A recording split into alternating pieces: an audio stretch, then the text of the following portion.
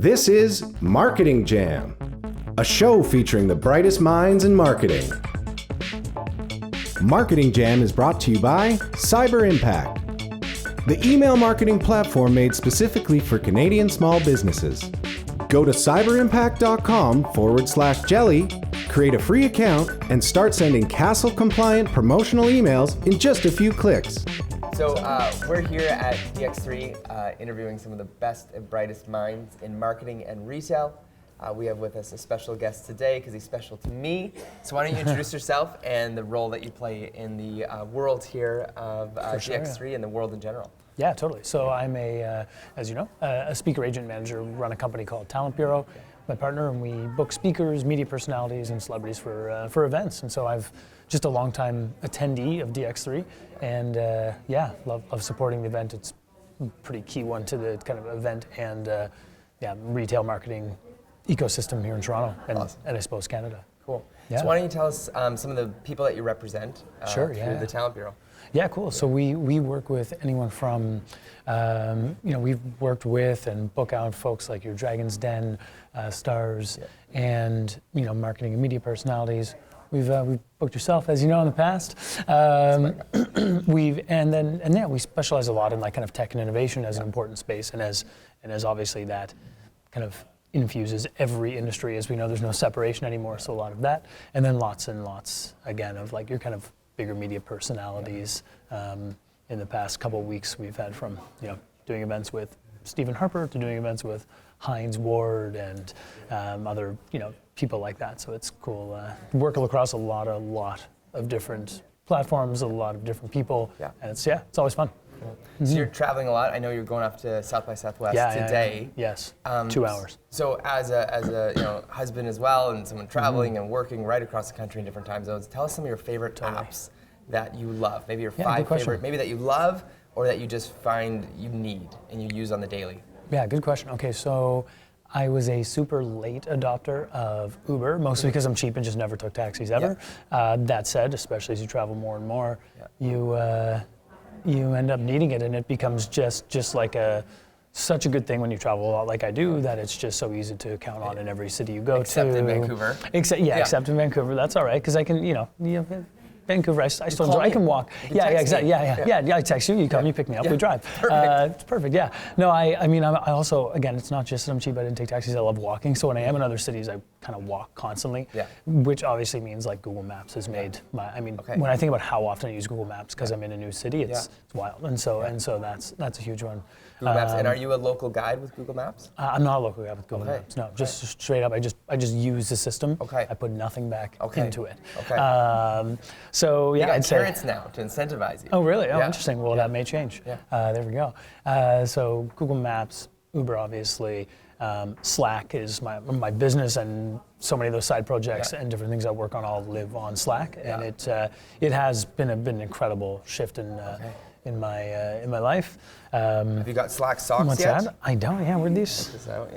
These are actual Slack socks? These are actual Slack socks. Okay, Slack made in Vancouver. Totally. It's exciting. It's a really amazing company, and just again, I try and describe how it's so different to people, and it's really hard at times, but it just works, and it means I get less emails. Like MSN Messenger? Yeah, I know, exactly. ICQ? I know. It's like they just made the right twist, and it worked. I'm trying to get to 5 here. Let's see what else. I used to work at Shopify, and I have a store in there that still somehow does well. So I'm in my Shopify app every time the little cha-ching goes off, and that's an important one to me because I really respond to it versus the other way around. Do you mind sharing what you sell in your store? Yeah, sure. I sell. I'm from Nova Scotia originally, and I sell Donair Spice. So our business, we're drunkensailor.ca, and we sell Drunken Sailor Donair Spice. Okay, drunkensailor.ca, check it out, plug. Donair Spice. Exactly. Yeah. So very kind of like East Coast thing, and it's so started selling it just because kind of most people who work there sell something online. It started like that, and then it worked. And so now every time. Shops buying it or individuals? A little bit of both. So we individuals.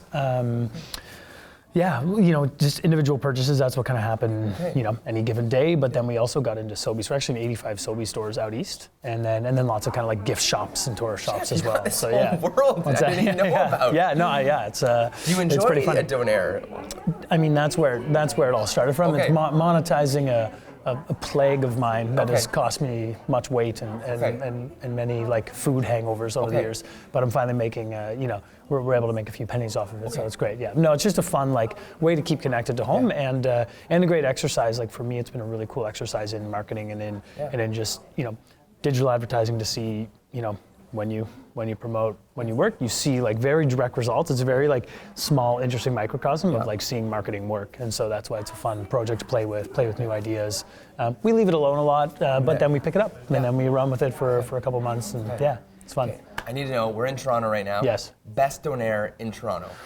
Well, this is a tricky question. And I'll caveat we're walking distance from the convention center. Okay, so I can say as probably the connoisseur, maybe top 5 connoisseurs, maybe the top in this city on Donairs. There isn't the best one within walking distance. We usually have to drive to Milton, which is literally an hour that we invest in driving out there and then back to get Donairs from a place called Halifax Donair out there. To the point that we share Christmas cards with the owners of the shop now. That's awesome. But there is a great place. There's a Thirsty Duck pub, which is down actually not far from my house, so very convenient there. It's opened by a couple of Halifax people, and they serve a good Donair in there. But nothing in immediate walking distance. The East Coast style Donair. There's Donners, there's different types, but the kind of like Halifax style Donair. You got to trek for it, and that's just how it is. So I need to also ask, you mentioned Halifax. Yep. Did you ever watch Street Sense growing up? Of course. So do you remember we're at a retail conference, and if an item wasn't great, and they would say, this item is fit for the pit, and they throw it in that giant pit. I remember that. I haven't thought about that in a long time. But that's really fun. We could maybe encourage Amber Mack. She's doing a little retail stage. She can maybe bring back the pit whole thing. She should. If it's a bad tech. Maybe that's the thing. It's the lack of the pit for these new like non-physical products that maybe perpetuates terrible products at times. So maybe we brought the pit back, it would really help. I mean, we have like you've got like Dragon's Den or Shark Tank where people will like harshly put down an idea, but otherwise ideas, they're not as harshly put down. There's no pit for software or for apps. There should be. That's good. Bring it back. It's a Halifax creation that the world totally. needs. That's great. Bring that back. So 2018, need to know, what are the marketing trends that you think are coming down the pipeline? Looking into your crystal ball. Sure. What would you say 2018 is going to be about? I mean, I am uniquely unqualified to offer an answer to this question, but from my layman's terms, I can give you a couple. I mean, I think the internet is going to catch on. GeoCities are taking off. Yeah, man, it's going to be something. Let's see. I mean, Or I think even the evolution. What are talks you're getting asked for a lot? Sure, Like, what are totally. conferences asking for? Like, what topics? I mean, I think it's the evolution and deeper understanding of how technology and innovation and disruption actually impact people. So it's been like this high-level topic that people have batted around. Same as like just the disruption of the Airbnbs and the Ubers and so on. And but it's been tossed around in a really big way. But then what does it really mean to me? And I think that's where we're getting. And like people are really looking to understand, what does that mean to them? So what does that mean to my hospital? What does that mean to my my family?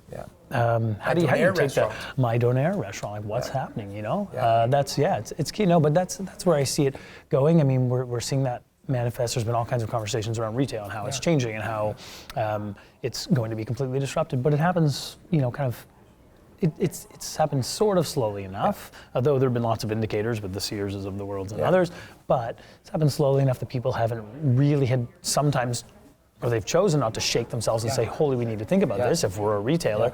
But now you're seeing kind of the true power of like upstart brands that just sell online. They build an incredible community, and then they're popping up more stores than like legacy retailers could hope to have ever had. And so we're really seeing that kind of manifest and come to life. So I think we're going to probably see a lot of legacy retailers and legacy companies embrace digital advertising and digital community building or online community building in a bigger way. Like hopefully they get it. Hopefully they get it and do it. So that's what I see potentially happening this year, hopefully. And we'll see where that happens. And maybe not this year, this decade. Maybe some of them will get it and avoid the path that many of their predecessors have gone down. So we're at DX3. There's also a mining convention happening next door. Yeah. Those of you that are interested to know, it's happening at the same time. Totally. So there was an article recently where they're talking about Bitcoin, and they interviewed a retailer who owns the franchise called the Float House. Okay. I don't know if they're out here in Ontario yet, but they're big in BC. You sit in a chamber where like it's the float chamber. Yeah, you totally. float, and it's incredible. Totally. But he said, right when we heard about Bitcoin, we started accepting Bitcoin. But in all these months we were accepting Bitcoin, no one ever paid with Bitcoin. Right. So it's an interesting connection of, hey, here's a potentially disruptive idea, but never actually affects an actual retailer on the ground. Right.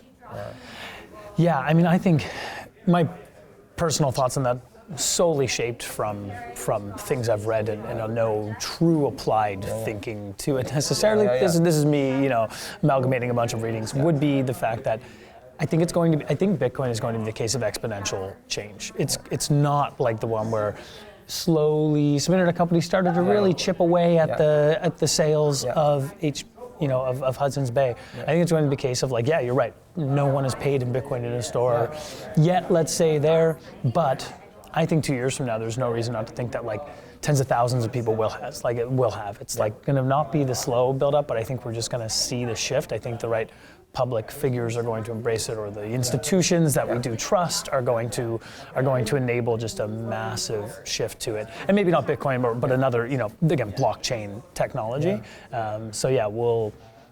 We'll see if that happens, but I think it's certainly an industry where it's possible. Again, home sharing existed. Yeah. It was small. Home sharing for 20 years took little bits and pieces out of the hotel industry, but then it took an Airbnb just to get it that right, that it totally shifted the industry. And I think that will be a similar change here. And Airbnb happened very exponentially. It was this, and then boom. And I think we'll see similarly with Bitcoin, Ethereum, blockchain technology with currency, that it's just going to, it's a slow build, but once it takes, it's going to be make a massive impact. So we'll see. Just need to get the trust levels up, I think, with people. And I'm even seeing retailers where it's even tap. If there are things that have tap, they have a big sign that says no tap, because they said people get frustrated because they're hitting their machines with their cards. Totally. Yeah, and look at how fast we expect to tap. 2 years ago, that would have been perceived, not 2 years ago, whenever, a month before it was first really taken on, it would have been perceived as really, unsafe, unsecure, whatever. Now it's I'm really frustrated at a retailer when they don't have it. And they do. They give me that little sign, handwritten and then taped on, double tape, totally is, to make me feel a little better, or to at least warn me that it's not there, so I can mentally deal with that in the 1 second I have. So it's funny. And Apple Pay, do you use Apple Pay? Very minimally, but minimally only. I can't even think of why. I just do carry a wallet. Yeah. Is that old school? Am I old school for just carrying? So. I just carry a wallet, so I just always pull my card out. Yeah. And actually, I have this is a random story to go into, but I have very minimal fingerprints because my fingers dry out so badly. Okay. So I actually my touch never works on my phone. I've never been able to have it. Yeah. Okay. So can I see your phone? Yeah, they're not terrible right now, but you can see my fingerprints don't work. Wow. So and I have the opposite. My hands are always moist, always wet. I shouldn't say the M word. I guess some people don't like that, but my hands are often wet. Yeah. Interesting. We could combine our. If we only could balance that out. Did you expect this to go there? I'm not sure. But no. So that's so funny. So that's actually, when I think of it, that's the reason I don't use Apple Pay for the most part, because it's not that convenient. It's actually easier for me to grab my card from my wallet. What about Starbucks app? Do you use that? I don't use that. No. Okay. My wife does daily. Yes. But I don't dabble in Starbucks so much. Tea drinker. Yes. So I just I'm pretty simple tea guy for the most part. Peach Tranquility is my go-to at Starbucks. Yeah, because I'm a tea guy as well. Okay, and Peach Tranquility is incredible. All right. Yeah, and I always ask for a bit of ice, room for ice, because I have a baby mouth. It's nice. So it's part of how I made. I'll let her know. Yeah. That's great. So the position you're in now, and where you've got to in your career, if someone is aspiring to be like you, what kind of advice would you give them to be a talent rep, talent agent? Great question. I'd say two key things. I don't know why I said two. I haven't thought it through yet. But let's aim for two things. First would be honing your eye for talent, and that doesn't just mean becoming amazing at spotting something. That's a little more natural, but honing your ability to focus and kind of push out the distractions and maybe what's not going to really make it, because it can be really it's a very distracting industry. You can get really excited about an artist or an act or a speaker, but it's they're not poised to go. So you've got to be able to like focus on what can work, and be willing to work like extremely hard. I mean, I think like a lot of industries, there's a lot of incredible people working really hard in a lot of industries. This is certainly one where, you need to work really hard. It's one of those ones where it's really cool and you get to work with such amazing people, but your job fundamentally is to sell and get speakers out there into the world and get their ideas, embrace their ideas, and then push them out into the world. So kind of honing your ability to do that as well is big. Do you ever feel like when you're looking for the right talent, do you ever channel your inner like Usher when he found Justin Bieber on YouTube? Yeah, I try. I definitely would like to have that happen. Yeah. I try to not search, like young boy singing on YouTube very often or whatever. It's just frowned upon. But man, to have that moment in your career would be super cool. And I think actually, that's the way we kind of build our agency up. It's like that, building things in a way that we are poised and ready when we do kind of find those more sort of like breakout talents, if you will, and building the infrastructure so we're able to just really run with it. And some people in their careers, like, well, obviously there are millions, or maybe handy million producers, managers, agents who will never find that Justin Bieber, obviously. He's a unique Stratford boy onto his own. Yes. However, how far is Stratford from here? Just about an hour. An hour. So he's from an hour away from right here. You can go to the new museum that opened up about him in Stratford tomorrow if you want. Justin Bieber museum? It just opened, I believe. That is amazing. Yeah, I got targeted for ads for it somehow. So I think it's open. I'm pretty sure I saw that. Yeah. Okay. So check it. You can go check it out. Okay. Interviews canceled tomorrow. Yeah, sorry guys. Go to the Bieber Museum. It's amazing. Yeah. So part of your job, you give advice to speakers. I know we don't want to give too much of what you give away, but what's the kind of number one thing that you wish people would know who are aspiring to be a speaker or be seen by you and heard by you? I mean, the easiest thing I tell people to do before speaking seems really basic, but a lot of people don't do it. It's think about the audience. A lot of people get asked to speak in an event and they think, okay, what do I have to tell these people? Versus taking that moment, that instinctual moment to think, oh cool, you want me to speak at that event, or you're asking me to speak at this event. What do these people need to learn? And then in the kind of Venn diagram, what then overlaps with what I can teach them and talk to them about. And so few people take that moment to think about the audience and think about what they want and what they need. They just default to thinking about, cool, yeah, I'll tell my story, or yeah, I'll share what I've learned. And sometimes even what you've learned about marketing in the past year may be really fascinating, but it may not be what the audience really needs. And so taking that second to think about it is probably the most valuable thing you could do in terms of preparing. Because going down that path of thinking about the audience will lead you to questioning yourself is this interesting? Do I have a good opening? Are people going to care about this? Like it pushes you to ask a lot of really important questions that then can nudge you much further than any other single action towards a great talk. So books and magazines that you recommend for people to consume? Excuse me, I am in the midst of Sapiens right now. Okay, nice. So that's been really cool and eye-opening so far. Some other books I'm reading. I work with a man who wrote 13 Ways to Kill a Community. It's very specific to like community building, but like not online communities or anything, though there are lessons for them. It's literally about like physical communities, very rural, really interesting stuff. I grew up in a small town, so I connect with it at a different level, but it's also just really interesting. He's killed it. So 13 Ways to Kill a Community. What else have I been reading? Or actually, we'll dive into a magazine. Any zines? Do zines still exist? Yeah. Like zines, zines, like the ones at punk rock shows that were like I don't know. Photocopied and made? Yeah, they I should. haven't seen one in ages. Yeah, they should exist. So I hope they do. No, I would say for magazines, I mean, I do try and prioritize The Economist. Just it's a nice consistent overview of what's happening in the world from a business perspective. I really like that. I still am a huge I like Globe and Mail is still really important to me as something to read, as something I do feel is fairly middle of the road.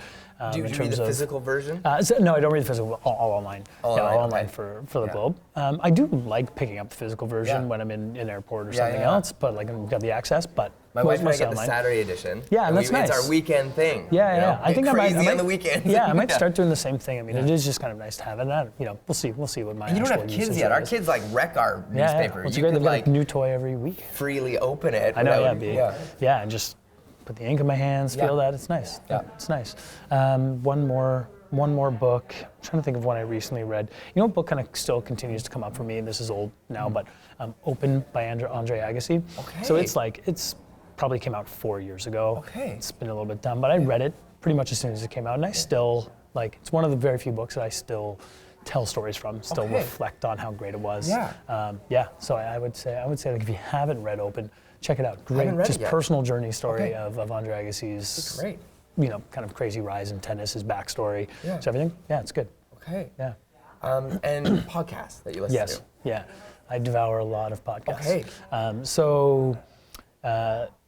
Sick Boy Podcast, a group I work with, it's a comedy podcast about health. So I'm a weekly listener of You that, said and I Sick love Boy? it. Sick Boy, yeah. Sick Boy. Okay. Yeah. And Canadian. Canadian group, really cool, hilarious, very raw, rugged, but it's a comedy podcast about health, so it's pretty unique and pretty cool the way it gets conversations going. Hidden Brain, great. I think it's an NPR podcast, so that's really cool, and they just explore topics in a great way. What else do I have? I mean, I can't really live much without This American Life and Ira Glass. It's like it is my like weekly Christmas every time there's a new episode. And I love that, and I've seen him live and just love the experience. He's super cool, and he's going to be at South by this week, so I'll check him out again. Nice. And what else would be in my top kind of 5? I'm blanking on the design podcast I listen to that everyone listens to, and I cannot think of it, but Popular Design Podcast, check it out. I think it's the most popular design podcast. I can't remember what it is, but it's really, really cool. And then I always have like, sometimes I filter them in a big way, but I always have like detective one going as well. Some are better than the other. Like we're always just like waiting for something to be as good as Serial, so I keep taking some bets. Dirty John was pretty good. It was done by the LA Times. Just waiting for something to again be as good as Serial, and so I'm always just like test driving one. I give them 2 episodes and then maybe like don't finish or have finished quite a few, and there's some really good ones. Someone Knows Something, a CBC podcast. They've done 3 or 4 seasons now. Different kind of investigative stories, really cool as well. But yeah, I'm always like using one of those as my kind of fun getaway podcast. Awesome. So last question as we wrap up here. You go to a lot of conferences, a lot of events. You send a lot of speakers to events as part of your job. What's your biggest advice you give to someone attending an event like DX3 to get the most out of it? Great question. I think doing work to prepare in advance is important. So maybe you ask for one piece of advice. I'll give 2 or 3. I think preparing in advance is really, really important. People spend X thousands of dollars, register X thousands of dollars to travel there, and like they don't think about it till day of. It's kind of like, I don't know, if I have a soccer game on Saturday, I pull my cleats out on Friday. It's still to think about it a little bit and get set. So or now I pretty much start stretching 5 days before, so I don't kill myself. Just doing the work, looking into who's going to be there, who you want to connect with, what's fun. Like take 10 minutes to educate yourself on like the area even, so you can pick a quick place to go if you meet someone and want to have a meeting. Like just those little things that you can do. Like 1 hour of prep can mean exponential benefit while you're on the ground. And for a lot of people to go to one conference a year, it's like 3 days to be really on to really hit things. And so like, be a little bit prepared for that. 2 is like, avoid networking and just aim to connect with people. That's always nice. I think we'd all enjoy conferences more if there was less like networking and more connecting. And finally, focus on them. Again, I happen to go to a lot. It's a little bit hard for me to focus on them. I do kind of have to sometimes go to events and just work. But at the same time, if you're someone who goes to 1, 2, or 4 events a year, again, you've probably paid somebody to be there, you've traveled there, be in the zone, keep your phone away as much as possible, and and just, again, for the purpose of connecting with people, but if the purpose for authentically engaging in the content that's being shared, and for authentically just engaging in the overall atmosphere of the event and the energy that's there. You may as well. Awesome. Cool. Well, thanks for making time today. Hey, I know you're heading off to Austin, Texas. Today. Thank you for letting us know about where to get the best donaire, about the Justin Bieber Museum, and all sorts of other great information and help for our listeners here, both on the podcast and YouTube and Facebook video. That was all a thank you for the Justin Bieber. I know it. All right, thanks, man. Cheers. Thank you.